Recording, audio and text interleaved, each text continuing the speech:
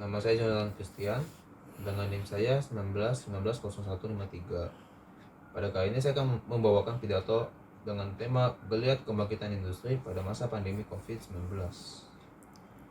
Salam sehat selalu, saudara-saudari, Bapak, Ibu, dan rekan-rekan sekalian. Semoga kita semua dalam perlindungan Tuhan Yang Maha Esa. Saat ini kita sedang menghadapi tahun yang berat dalam segala bidang, terutama di bidang industri yang mendapat sangat berat, bukan hanya pada produksi, tetapi juga pada bagian penjualan dan juga ekspor impor. Di masa seperti ini, banyak hal harus diperketat, supaya apa yang kita jalani dapat terus berjalan dan menghasilkan. Saya percaya dengan tekad yang kuat, kita mampu bertahan dan untuk melewati masa pandemi ini. Untuk itu, saya mengajak rekan-rekan sekalian untuk tetap berusaha dalam menjalankan usaha yang rekan-rekan kerjakan.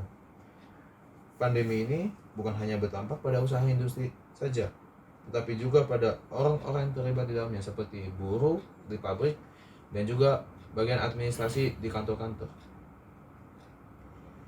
Karena kalau kita berusaha dan mengerjakan usaha kita dengan kerja keras dan dibantu dengan doa, percayalah kita akan mendapatkan hasil yang setimpal.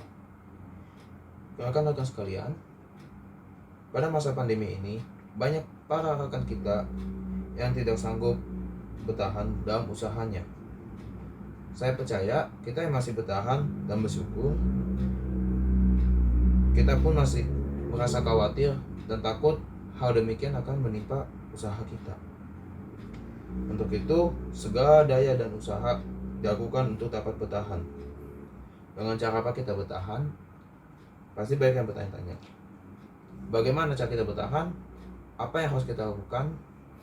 Dan mengapa kita harus bertahan?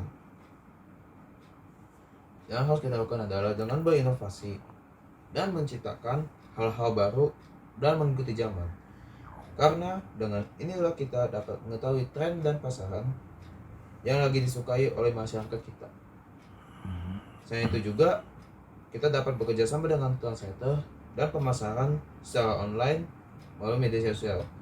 Dan pemasaran secara online juga biasa disebut dengan digital marketing, dapat dilakukan dengan melalui beberapa cara, yaitu kita berdagang melalui platform online seperti Tokopedia, Shopee, Lazada, dan sebagainya.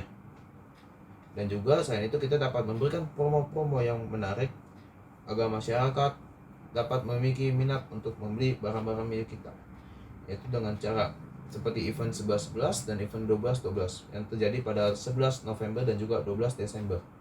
Dengan demikian, masyarakat pun akan membantu kita dalam meningkatkan penjualan kita. Lalu, dengan menaik minat masyarakat, biaya produksi dan pemasaran akan tetap berjalan, dan dengan demikian kita dapat mempertahankan orang-orang yang terlibat di dalamnya. Karena dalam hal ini kita juga harus memberikan keluarga yang menjadi orang-orang yang terlibat di dalamnya, supaya kita dapat membantu satu sama lain. Dengan demikian, ayolah rekan-rekan sekalian, kita bangkitkan industri perdagangan kita supaya lebih bertahan dalam menghadapi pandemi ini. Singkat kata, saya ucapkan terima kasih atas waktunya dan tempat yang telah disediakan. Terima kasih dan selamat pagi. Kuliner. Restoran besar ramai-ramai berendah hati turun ke jalan hanya untuk bertahan. Pizza Hut, pertama dalam sejarah buka lapak tenda kaki 5. Kemudian Starbucks yang seakan turun kasta menjual kopi literan dengan obral diskon. Semua ini terjadi di Indonesia. Tidak hanya inovasi menjemput konsumen dengan perubahan cara berbisnis.